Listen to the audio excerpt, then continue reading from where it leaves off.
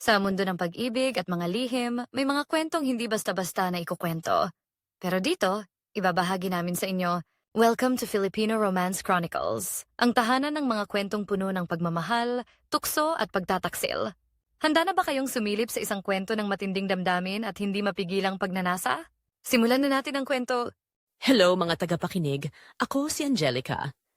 At ito ang kwento na hindi ko inakalang magsisimula sa isang simpleng tanong na binitawan ko nang hindi ko naman pinag-iisipan.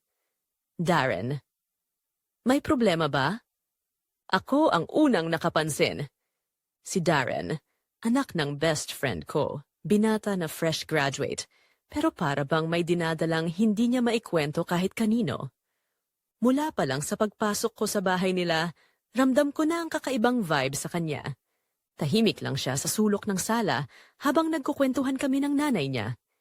Hindi nakikisabay, hindi nakangiti, hindi man lang nag-react sa kahit anong biro. Hindi iyon ang Darren na nakasanayan ko. Dati, kahit reserved siya, may liwanag pa rin. Pero ngayong araw, wala. Parang may nakapatong na mabigat sa dibdib niya. Habang nag-uusap kami ng nanay niya tungkol sa mga plano namin sa weekend, napatingin ako sa kanya. Nandoon lang siya, nakayuko, pinaglalaruan ang zipper ng jacket niya, malayo ang tingin, at may lungkot sa mga mata na hindi nagsisinungaling. At doon ko unang naramdaman ang kurot sa dibdib ko. Hindi ko maintindihan, pero may gusto akong malaman. May gusto akong tulungan. Nagpaalam ako sandali para magpahangin sa labas. Hindi naman mainit ang panahon, pero pakiramdam ko kailangan kong huminga ng mas malalim. Paglabas ko ng pinto, tumigil ako saglit. Doon ko siya nakita, nakaupo mag-isa sa ilalim ng puno, parang may sariling mundo. Nakatingala sa malayo, hindi gumagalaw. At doon ko naramdaman ang instinct na lumapit. Hindi dahil usisera ako, pero dahil iba siya ngayon. Iba ang aura. Iba ang lungkot. Parang may kailangan siyang sabihin pero walang makikinig. Lumapit ako ng dahan-dahan. Darren, may problema ba? Simple lang ang tanong ko. Walang pressure. Pero sapat para mahinto siya. Tumingin siya sa lupa, parang nahihiyang umamin. Sa bahay, ang dami pang bawal. Hindi ako makalabas ng matagal. Hindi ako makapag-decide para sa sarili ko. Minsan, feeling ko hindi ako lumalaki. Hindi ako nagmamature. Hindi ko agad sinagot. Pinakinggan ko lang. At doon siya tuluyang nag-open up. Parang lahat ng tao may naranasan na. Sabi niya, halos pabulong. May mga stories sila, may memories, may experiences. Bahagya niyang kinagat ang labi niya, halatang nahihiyang sabihin ang susunod, ako. Wala. Hindi ko in-expect na tatamaan ako ng ganon. Pero may kung anong pumasok sa dibdib ko, may halong awa, pag-unawa, at hindi ko maipaliwanag. Parang gusto kong yakapin siya, pero hindi ko ginawa. May lungkot sa tono niya na hindi pang teenager. Hindi ito simpleng drama lang. Hindi ito pagre-rebelde. Ito ay bigat na normal sa isang young adult na gustong mag-grow, pero walang chance. At habang nakatingin ako sa kanya, na-realize ko kung gaano katagal na niyang tinatago ang lahat. Hindi ko alam kung bakit ako ang pinagsabihan niya. Hindi ko alam kung bakit sa akin siya bumigay. Pero ang isang bagay na sigurado, habang nakaupo kami sa lilim ng puno, nagkaroon ng sandaling napakatahimik. Walang hangin, walang ingay, walang ibang tao. Kami lang. Isang binatang naghahanap ng direksyon at isang babaeng hindi siguradong bakit siya apektado. Hindi pa malinaw noon, pero sa unang beses, nakita ko ang totoong bigat sa likod ng mga mata niya at sa hindi ko maipaliwanag na dahilan, gusto kong malaman pa. Gusto kong maintindihan siya. Gusto kong makita kung saan hahantong ang bigat na yon. Hindi ko alam kung bakit, pero iba talaga ang tingin niya ngayon. At doon nagsimula ang lahat. Hindi ko akalaing magbabago ang takbo ng mga araw ko pagkatapos ng simpleng tanong na binitawan ko kay Darren. Pero mula nang umupo kami sa ilalim ng puno at narinig ko ang bigat ng loob niya, parang naiba ang ihip ng hangin sa pagitan naming dalawa. Hindi ko iyon binigyan ng mali siya. Ayoko. Hindi dapat. Pero may kakaiba akong naramdaman, hindi desire, Hindi attraction, kundi isang hindi maipaliwanag na paghila. Parang may invisible thread na kumokonekta sa amin na hindi ko alam kung saan galing. At doon nagsimula ang mga pagdaan niya. Sa mga sumunod na araw, mas madalas na siyang kumakatok sa pinto ko. Minsan may dala siyang Tupperware na hindi naman dapat ibalik agad. Minsan naman, pinapadaan lang po ni Mama kahit alam kong pwede namang i-text na lang. At minsan, dumadaan siya para lang sabihin, "Tita, kumusta ka?" Pero kita ko sa mga mata niya, hindi iyon ang totoong pakay niya. Hindi Tupperware, hindi errands, hindi simpleng pagbisita. Hinahanap niya ang isang bagay na hindi niya makuha sa bahay nila. Si Darren ay lumaki sa pamilyang may kontrol sa bawat galaw. Kahit nasa tamang edad na, parang nakakulong pa rin siya sa mundo ng bawal at huwag muna. At hindi ko alam kung bakit. Pero dito sa bahay ko, nakakahinga siya. Hindi ko siya tinatratong mas bata. Hindi ko siya minamadaling maging mature. Hindi ko siya kino-question. Hinahayaan ko lang siyang maging siya. At iyon ang bagay na pinakahinahanap niya. Doon siya nagsimulang magkwento ng mas malalim. Nagsimula sa simpleng rant tungkol sa paghahanap ng trabaho, hanggang sa umabot sa mga bagay na hindi niya masabi kahit sa sarili niyang pamilya. "Tita, minsan iniisip ko kung may pupuntahan ba talaga ako." Sabi niya minsan habang umiinom kami ng juice sa veranda. "Huwag mong maliitin ang sarili mo," sagot ko. "Hindi lang ikaw ang naliligaw." Ngumiti siya ng mahina pero may hapdi sa likod noon. Isang hapon, umulan ng mahina. Naka-off ang ilaw sa sala pero maliwanag pa ang labas. Nakaupo ako sa sofa, nag-aayos ng mga papel nang bigla siyang pumunta. "Tita, nandito ka pala," sabi niya habang pinapagpag ang payong. "Pasok ka." Lumalakas na ang ulan, sagot ko. Umupo siya sa sofa. Malapit. Mas malapit kaysa dati. Hindi ko alam kung sinadya niya o dahil maliit lang talaga ang space, pero ramdam ko ang init ng presence niya. Hindi kami nagkatinginan, pero pareho kaming tahimik, pareho kaming aware, at doon ko naramdaman ang tensyon. Hindi dahil may mali, hindi dahil may gusto ako, kundi dahil may bagay na hindi ko may paliwanag sa pagitan naming dalawa. Parang kakaibang enerhiya na hindi ko alam kung saan nanggaling. Hindi ko alam kung paano nagbago ang hangin ng ganoon. Pero ramdam ko ang puso kong tumibok ng mas mabilis na hindi ko maamin kahit kanino. Dahil doon, medyo kinabahan ako sa sarili ko. Hindi sa kanya, kundi sa kung paano ako nagre-react. Alam kong hindi dapat ako naaapektuhan ng ganoon. Kilala ko ang sarili ko, marunong akong mag-draw ng line. Pero noong sandaling iyon sa sofa, habang naririnig ko ang mahina niyang paghinga at ramdam ko ang bigat ng mundo niya, may kung anong kumalabit sa puso ko.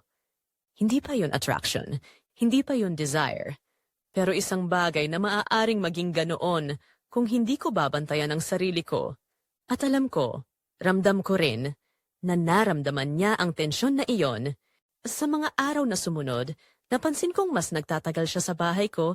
Minsan, nauubos ang 2 oras naming nagkukwentuhan.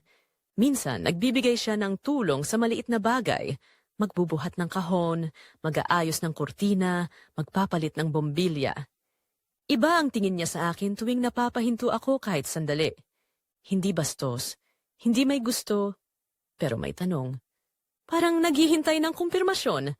At bawat tingin niyang iyon, nararamdaman ko. Unti-unti, hindi ko na maikakaila.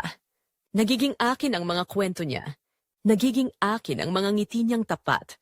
Nagiging akin ang mga tahimik niyang sandali. At ako, nagiging parte na ng mundo niyang hindi niya masabi kahit kanino. Hindi ko alam kung saan hahantong ito. Pero nararamdaman ko na ito ang simula ng mas malaking pagbabago. At iyon ang bagay na hindi ko alam kung dapat ko bang ikatuwa o ikatakot. Habang tumatagal, napapansin kong mas nagiging komportable si Darren sa akin. At sinabi ko na sa sarili ko, kaibigan ako ng nanay niya, kaya natural lang na tawagin niya akong tita. Pero bawat beses na marinig ko ang, "Tita Angelica, pwede po bang?" May kung anong kumikirot sa dibdib ko. Hindi siya bastos. Hindi rin siya may ibang ibig sabihin. Pero may lambing sa boses niya na hindi ko dati naririnig. Isang hapon, dumaan siya dala ang isang folder. May resume po ako, tita. Pwede niyo bang tingnan kung okay? Hindi niya alam kung gaano ako natuwa. Naging safe space ko rin ang sandaling iyon, yung may nagtitiwala sa akin, yung may humihingi ng tulong sa paraang tapat at walang halong drama. Habang nagbubuklat ako ng papeles, napansin kong hindi siya mapakali. Nakatingin sa sahig, tapos sa akin, tapos iiwas ulit. Para bang may gusto siyang sabihin na hindi niya mahanapan ng salita. Tita, mahina niyang simula. Minsan pakiramdam ko, kahit anong gawin ko, hindi ako sapat. Napahinto ako. Hindi dahil alam ko ang sagot, kundi dahil ramdam ko kung gaano kasakit para sa isang binatang nasa ganitong stage ng buhay.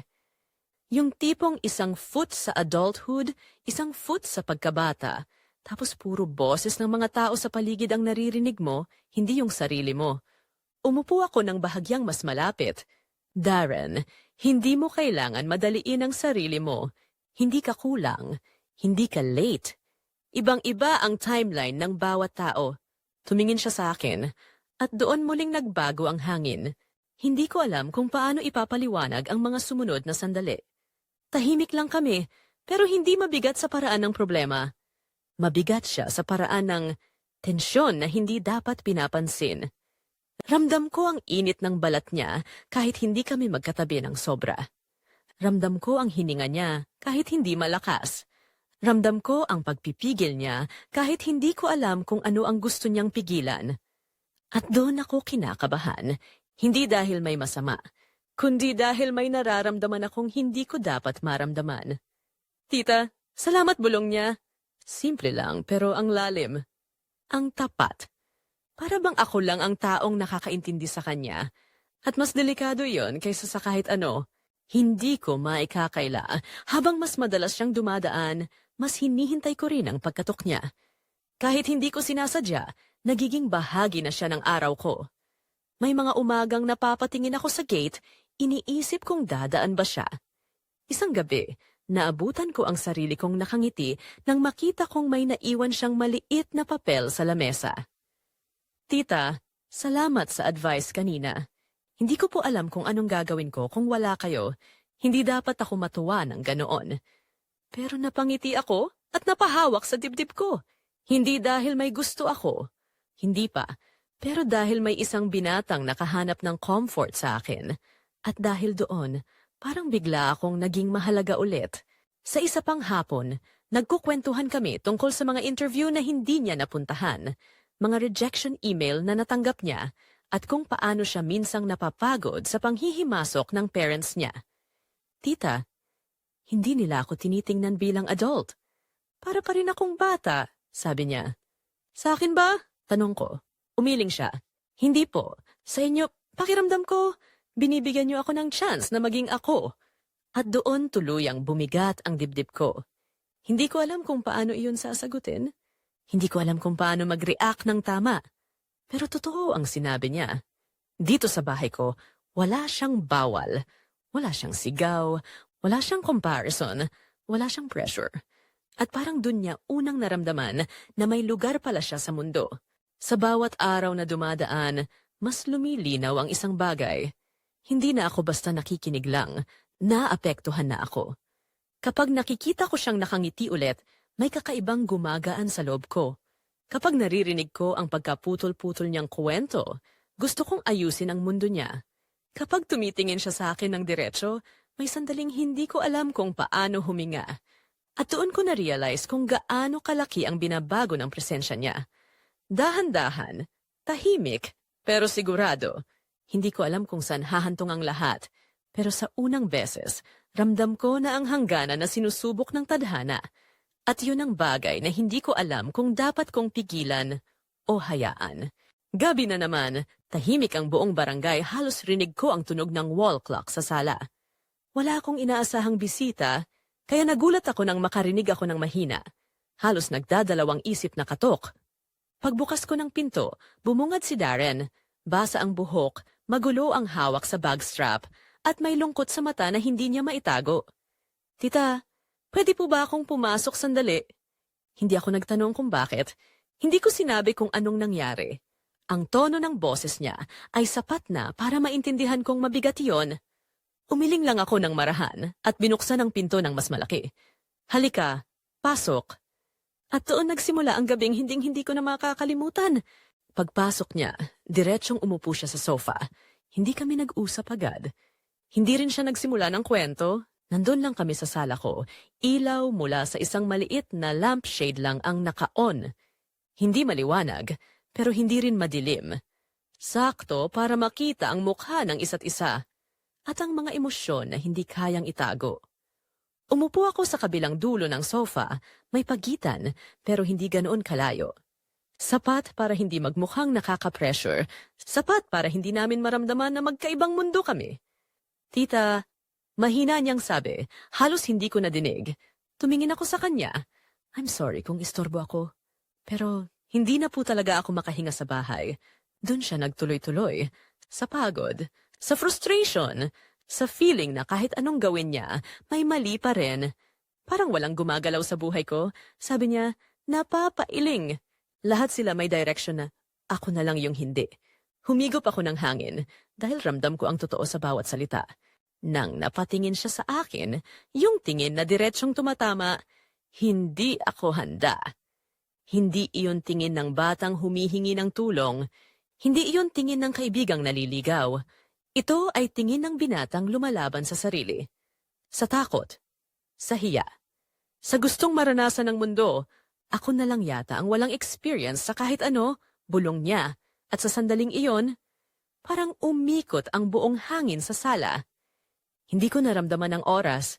Hindi ko narinig ang labas.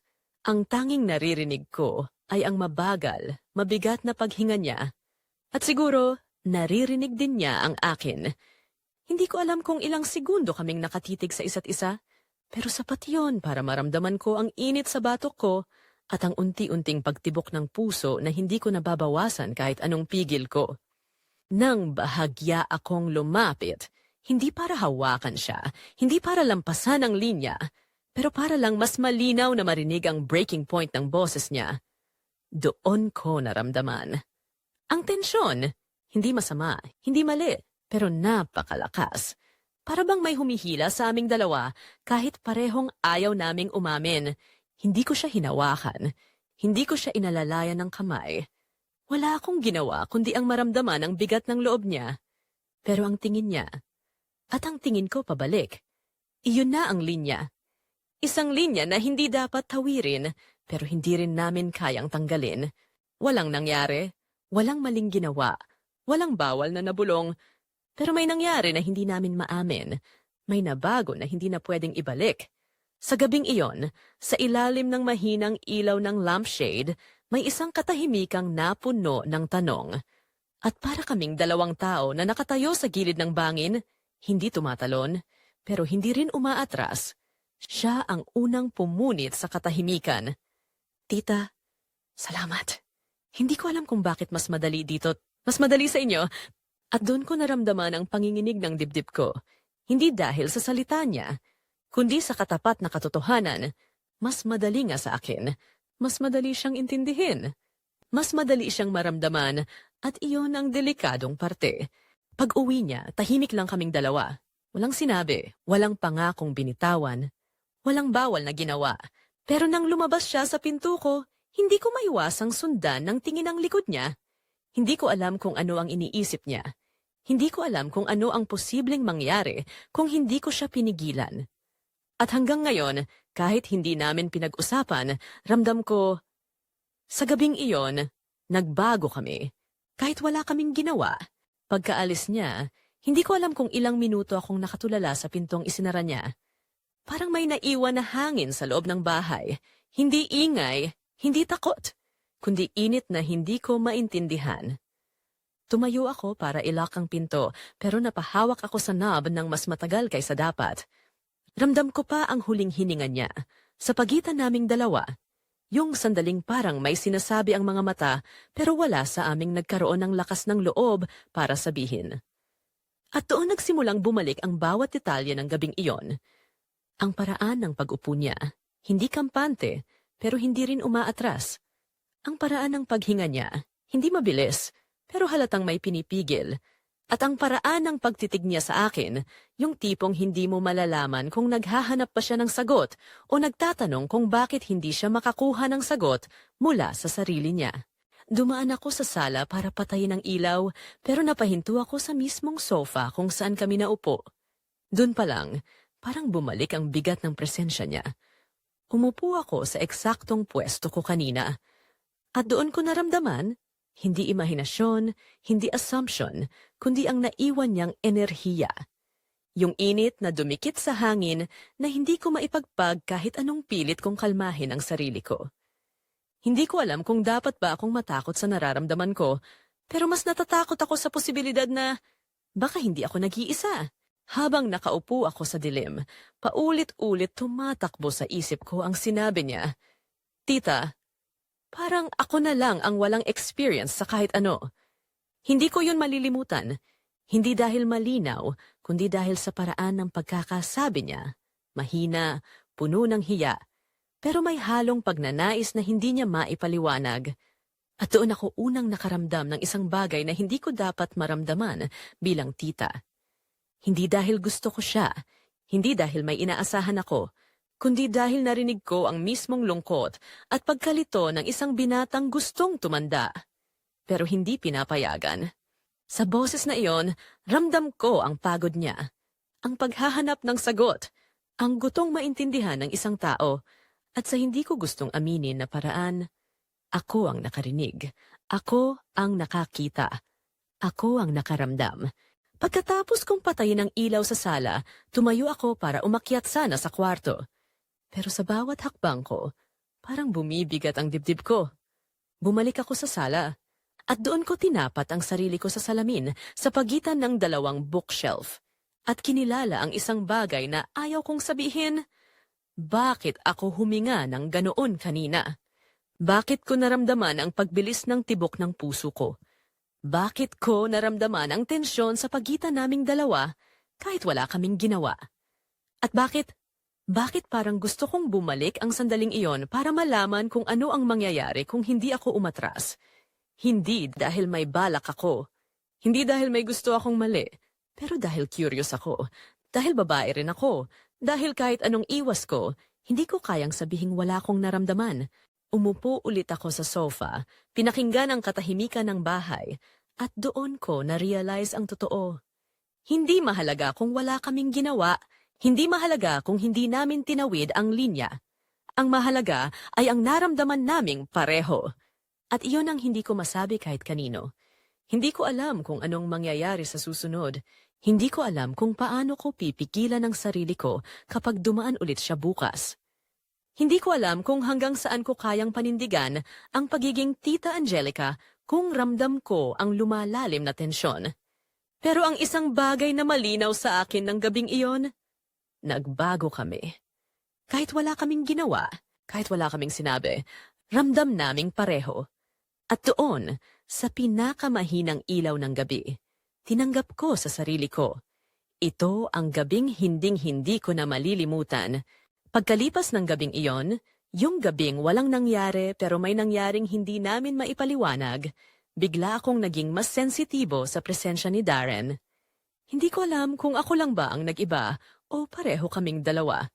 Pero nang makita ko siyang muli, sa mismong pintuan ko kinabukasan, may kakaiba sa kilos niya. Mas diretso ang tingin, mas may lakas ang boses, mas may kumpiyansa, hindi yabang, kundi tapang na hindi ko pa nakita dati. At doon ako unang kinabahan, hindi dahil may masamang mangyayari, kundi dahil may naramdaman akong hindi ko dapat maramdaman sa isang binatang isang hakbang pa lang papasok sa mundo ng mga tunay na desisyon. Lumapit siya sa mesa ko para ibalik ang isang bagay na hindi naman kailangang ibalik agad. "Tita, salamat ulit kagabi," sabi niya. Mababa ang tono. Hindi ko alam kung paano ako nakauwi kung hindi niyo ako pinakinggan. Nagkatinginan kami. Saglit lang. Pero sapat para bumilis ang tibok ng puso ko. May kung anong nag-aalab sa mata niya. Hindi apoy, pero init. Hindi desire na lantad, pero tensyon na hindi mo maitatanggi. At ang mas delikado, ako rin ang unang umiwas. "Tita, okay ka lang?" tanong niya. Oo naman, sagot ko. Pero ramdam kong hindi iyon ang buong katotohanan. Sa mga araw na sumunod, hindi niya kailangan ng dahilan para dumaan. Minsan dadalhan niya ako ng tinapay. Minsan may kwento siya tungkol sa job hunt. Minsan uupo lang siya sa sala, hindi nagsasalita, pero nakatingin sa paligid na parang hinahanap ang presensya ko. At tuwing nandoon siya, iba ang hinga ko, iba ang kilos niya, at iba na rin ang pagitan naming dalawa. Kung dati, casual lang ang usapan namin, advice, kwento, konting harutan. Ngayon, may mga sandaling nagiging masyadong tahimik. Yung tipong hindi mo alam kung may sasabihin ba or dapat bang walang sabihin. Yung tipong hindi mo alam kung tatayo ka ba o mananatili ka sa upuan. Yung tipong isang boses lang ang maririnig mo, yung hinga niya. At iyon ang nagsimula ng hindi ko inaasahang apoy sa loob ko. Isang gabi, habang nasa kusina ako, narinig ko ang mahina niyang katok. Binuksan ko ang pinto. At parang automatic, pumasok siya na hindi sobrang nagdadalawang isip. Tita, gusto niyo po ba ng kasamang kumain? May burger akong nabili sa daan. Natawa ako. Bakit dalawa binili mo? Naisip kong, baka nagugutom kayo, sagot niya, simple, walang halong laro. Pero sa pagitan naming dalawa, may ibang bigat. Habang kumakain kami, may mga sandaling nagtatama ang mga mata namin. Hindi ko alam kung bakit tumatagal, pero isang iglap bago kami umiwas, may mararamdaman akong kakaiba, isang spark, isang init. Isang bagay na hindi dapat pero nandoon. Mas okay kang tignan ngayon, sabi niya bigla. Napatingin ako sa kanya. Ha? Bakit naman? Kasi hindi na kayo mukhang pagod. Sagot niya, nakangiti ng konti. At ewan ko kung bakit. Pero naramdaman kong may dumaan na kilabot sa likod ko. Hindi dahil kinikilig ako. Hindi dahil may gusto ako. Pero dahil may binabagong pagkaintindi si Darren at ramdam kong ako ang nagiging sentro ng mundong sinusubukan niyang buuin. Nang matapos kami kumain, nagligpit siya ng kusa. Hindi ko na nakasanayan ng ganoon mula sa kanya, pero ngayon, parang gusto niyang manatili. Habang inilalagay ko ang plato sa sink, lumapit siya nang hindi ko napansin. Tita, salamat talaga, sa lahat. Ramdam ko ang init ng presensya niya sa likod ko. Hindi kami magkatabi. Hindi kami magkalapit ng sobra. Pero naramdaman ko ang bawat segundo na lumilipas. At doon ko nasabing delikado na ito. Hindi ako lumingon. Hindi ko hinaya ang magtagal ang sandaling iyon. Pero ang hinga ko, hindi ko maitago. Darren, umuwi ka na. Sabi ko nang mahinahon. Hindi siya umalis agad. Hindi rin siya nagsalita. Pero narinig ko ang paghinga niyang mabagal, yung tipong parang may gustong itanong. At nang gumalaw ako para umiwas, saka lang siya umatras. Tita, good night. At doon ko naramdaman ang tibok ng puso ko na parang may hinahanap. Kinabukasan, dumaan siya ulit. At hindi ko inaasahan na may mangyayaring magpapabilis ng tibok ng puso ko sa paraang hindi ko gusto. Habang palabas siya ng gate, may mahinang kaluskos mula sa kabilang bahay. Kasunod noon, ang biglang pagbukas ng bintana. Isang ulo ang sumilip. Mabilis, parang may hinahanap. Parang may gustong hulihin sa eksenang hindi dapat nakikita. At nang makita kong bigla itong nawala, saka lang ako nakaramdam ng malamig na kaba sa batok ko. Hinawakan ko ang doorknob. Pinipigilang makita sa mukha ko ang tensyon na nararamdaman ko. Hindi ko alam kung gaano nila nakita. Hindi ko alam kung gaano nila naintindihan, pero alam kong sapat iyon para gawin kaming kapansin-pansin. Tumigil si Darren sa tapat ng gate. Parang naramdaman din niya ang biglaang pagbabago sa paligid. Dahan-dahan siyang lumingon sa akin. At ang tingin niyang iyon, ibang-iba. Hindi siya mukhang natatakot. Hindi rin siya mukhang tatakbo. Para siyang may gustong itanong, isang tanong na hindi niya masabi dahil alam niyang bawal palang pakinggan. May halong pag-aalala sa mga mata niya, may halong pagnanais, at may halong pag-intindi na hindi ko inaasahang manggagaling sa isang lalaking kagagraduate lang. Darren, ingat ka, sabi ko. Pilit kong pinapanatiling normal ang tono. Tumango siya. Pero bago siya tumalikod, tumitig siya sa akin ng mas matagal kaysa dapat. Hindi mapanganib, hindi mali. Pero sobra para ipaalala sa akin ang gabing pareho naming pilit nililibing. At sa sandaling iyon, kahit wala kaming sinabi, pareho naming alam ang iniisip ng isa't isa. Hanggang kailan namin kayang kontrolin ang hindi namin sinisimulan, pero ayaw naming tapusin? Maraming salamat sa pakikinig. Hanggang sa susunod na kwento. Hey guys! Thanks for watching hanggang dulo. Sana na-enjoy niyo ang kwento natin today. Kung bitin ka at gusto mo pang makarinig ng mas marami pang kwentong puno ng drama, pag-ibig at lihim, make sure to like, comment at subscribe para updated ka sa mga susunod naming istorya. May gusto ka bang plot twist o kwento na gusto mong marinig? Comment down below. Baka ikaw na ang next inspiration namin. Salamat sa suporta mga ka-FRC. See you in the next story. Stay tuned and take care always.